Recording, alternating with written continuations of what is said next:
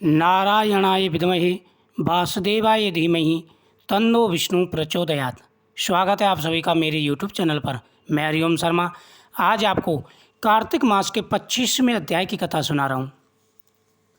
इस प्रकार धर्मदत्त ने कला की बात सुनकर उसके पिछले जन्म और वर्तमान अवस्था को देखकर बड़ा ही दुख हुआ। जैसे ही कला ने बताया कि पिछले जन्म में वह कौन थी और कौन कौन सी योनियों के लिए उसे श्राप मिला था। चित्रगुप्त ने उसे 3 योनि बताई। उसे बड़ा भय था। उसने ब्राह्मण से हाथ जोड़ करके कहा कि हे धर्मदत्त जी, कृपा करके मेरे उद्धार का आप कोई उपाय बताइए। उसका दुख देखकर उसका चित्त पिघल गया। फिर उसने दुखित भाव से कहा, तीर्थ व्रत और दान आदि के करने से समस्त पाप नष्ट हो जाते हैं, मगर प्रेत योनि में रहने वाले को इसका अधिकार नहीं है। तुम्हारे दुख को देखकर मैं अत्यंत दुखी हूँ और तुम्हारा दुख दूर किए बिना मुझे संतोष नहीं होगा। तुम्हारे पाप बड़े भारी हैं, क्योंकि यह तीनों योनियों में बहुत बड़े पाप करने को प्राप्त होती हैं। जो 3 योनियाँ तुम्हें भोगनी हैं, उस योनियों को बड़े बड़े पापी लोग भोगते हैं और उस योनि में भी जाकर के तुम पाप करोगी। और प्रेत योनि तो थोड़े पुण्य से भी नष्ट नहीं हो सकती, लेकिन मैं तुम्हें इस योनि से अवश्य छुड़ाऊंगा। इसलिए मैंने जो कार्तिक का व्रत किया है उसका आधा पुण्य तुम्हें देता हूँ। सच्चे संत की, अच्छे पुरुषों की यही निशानी होती है। जो व्यक्ति सदा दूसरे के दुख में दुखी होता है, दूसरे के सुख में सुखी होता है, कभी किसी से ईर्ष्या नहीं करता, दूसरों की भलाई सोचता है, संसार का भला सोचता है, स्वयं नारायण उससे प्रसन्न रहते हैं। उसने कहा कि मैं तेरा दुख अवश्य दूर करूँगा। तेरे दुख को देख करके मुझे तब तक संतोष नहीं होगा जब तक कि तेरा उद्धार नहीं हो जाता। सच्चे संत की यही निशानी होती है। धर्मदत्त ने कहा कि हे राक्षसी, सुनो, मैंने जितना कार्तिक का पुण्य कमाया है उस पुण्य का आधा फल मैं तुम्हें प्रदान करता हूँ, क्योंकि यज्ञ दान तीर्थ से सब निश्चित ही कार्तिक के व्रत के पुण्य के समान नहीं है। देवऋषि नारद बोले, हे राजन, इतना कहकर धर्मदत्त ने उसको ओम नमो भगवते वासुदेवाय नमः यह 12 अक्षर मंत्र सुनाया और तुलसी का जल लेकर उसके ऊपर छिड़क दिया। बस फिर क्या था, क्षण भर में वह प्रेत योनि से छूटकर प्रज्वलित शिखा के समान दिव्य रूप धारण कर लक्ष्मी के समान सुंदर हो गई। तब वह धर्मदत्त को दंडवत करके प्रसन्नता से गदगद होकर बोली। जैसे ही धर्मदत्त ने अपने कार्तिक मास के आधे पुण्य का फल उसे प्रदान किया, तुलसी का जल उसके ऊपर छिड़का, ओम नमो भगवते वासुदेवाय नमः मंत्र का जाप करते हुए उसकी तुरंत मुक्ति हो गई। सारे पाप क्षण भर में नष्ट हो गए। व्यक्ति के शरीर में तब तक ही पाप निवास करते हैं जब तक कि वह भगवान का नाम नहीं लेते, तब तक कोई शुभ कार्य नहीं करते, पुण्य कर्म नहीं करते और कार्तिक मास में स्नान दान और भगवान का जाप नहीं करते, तब तक उसके शरीर में पाप निवास करते हैं। लेकिन कार्तिक मास का बहुत बड़ा पुण्य होता है। कार्तिक मास के अगर एक दिन का पुण्य भी किसी को प्रदान कर दिया जाए तो वह व्यक्ति मुक्त हो जाता है। धर्मदत्त ने तो अपने सारे पुण्यों का आधा फल उसे प्रदान किया था। हे ब्राह्मण, आपके आशीर्वाद से मैं इस घोर नरक से छूट गई हूँ।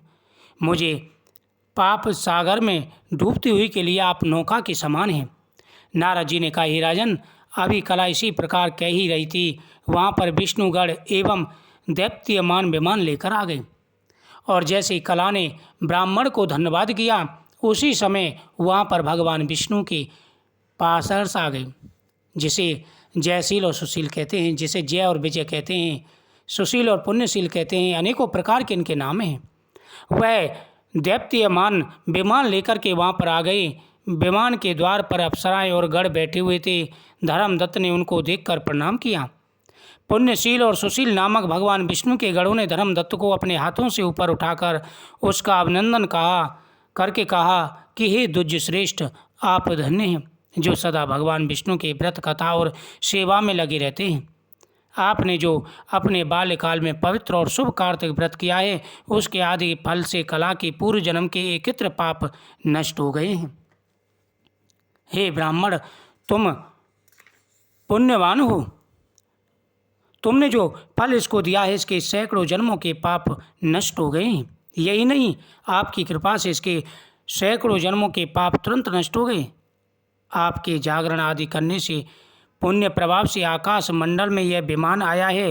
हे ब्राह्मण, अब हम इसे भांति भांति के भोगों से युक्त बैकुंठ में ले जा रहे हैं। आपके दान पुण्य के प्रभाव से यह भगवान विष्णु के पास रहेगी। आप भी इस जन्म के बाद अपनी दोनों स्त्रियों सहित बैकुंठ में विष्णु जी के पास रहोगे और मुक्ति प्रदान करोगे। इसी प्रकार से भगवान विष्णु के पादर्शों ने ब्राह्मण से कहा कि हे ब्राह्मण, तुम बड़े पुण्यवान हो, सदा ही भगवान विष्णु की भक्ति में लगे रहते हो। तुम्हारे आधे पुण्य के प्रभाव से यह कला नामक राक्षसी मुक्त हो चुकी है। करोड़ों जन्मों के पाप नष्ट हो गए। करोड़ों जन्मों तक भगवान विष्णु के बैकुंठ लोक में इसका वास रहेगा। और तुम भी इस जन्म को पूर्ण करने के बाद में अपनी दोनों पत्नियों के साथ में आकर के विष्णु लोक में, गोलोक में निवास करोगे। तुम धन्य हो, तुम्हारी भक्ति धन्य है, क्योंकि भगवान विष्णु अपने भक्तों का भला क्या नहीं देते। जिन्होंने प्राचीन काल में उत्तानपाद के पुत्र को ध्रुव पर पहुंचाया, जिसके सुमरन मात्र से प्राणियों की मुक्ति हो जाती है। प्राचीन काल में विष्णु जी के केवल अपने नाम के स्मरण से ही आप द्वारा पकड़े हुए हाथी को हस्ती योनि से मुक्ति करके जय नाम देकर अपना पादर्श बना लिया। तुमने उसी विष्णु की सेवा की है, इसलिए तुम अपनी दोनों स्त्रियों सहित 1000 वर्ष तक भगवान विष्णु के पास निवास करोगे। हे ब्राह्मण, तुम्हारे पुण्य इतने कितने हैं, तुम अपनी दोनों पत्नियों के साथ में 1000 वर्ष तक भगवान विष्णु के धाम में निवास करोगे। जब तुम्हारा पुण्य क्षीण हो जाएगा, तब तुम सूर्य वंश में अपनी दोनों रानियों के साथ राजा दशरथ के नाम से प्रसिद्ध होगे। कितना बड़ा पुण्यत है कार्तिक मास का। एक साधारण सा ब्राह्मण जिसने कार्तिक मास में भगवान विष्णु की पूजा की, कथा का श्रवण किया, उसके पुण्य से कला की मुक्ति हो गई। और पादर्शों ने कहा कि तुम दोनों अपनी पत्नियों के साथ में, यानी अपने कुल का भी उसने उद्धार कर दिया, अपनी दोनों पत्नियों के साथ में भगवान विष्णु के धाम में 1000 वर्ष तक निवास करोगे। और उसके बाद में तुम दोनों रानियों के, अपनी पत्नियों के साथ में राजा दशरथ होगे। और ये दोनों पत्नियां तुम्हारी वहाँ पर दोनों रानियां होंगी। यह कला तुम्हारे आधे पुण्य की भागीदार होने के नाते तुम्हारी तीसरी भार्या होगी। वह भगवान विष्णु पुत्र के रूप में तुम्हारे पास रहेंगे और देवताओं का कार्य करेंगे। विष्णु जी को प्रसन्न करने वाली तुम्हारे कार्तिक व्रत से अधिक महत्वपूर्ण यहाँ दान तीर्थ आदि कोई भी नहीं है। हे दया सागर, तुम धन्य हो, क्योंकि तुमने जगत गुरु भगवान विष्णु को प्रसन्न करने के लिए कार्तिक मास का व्रत किया है, जिसके आधे पुण्य के फल से भी भागीदार कला इस जन्म और पाप से मुक्त हो गई। हे ब्राह्मण, तुम धन्य हो, तुम्हारा दर्शन पाकर हम भी धन्य हो गए।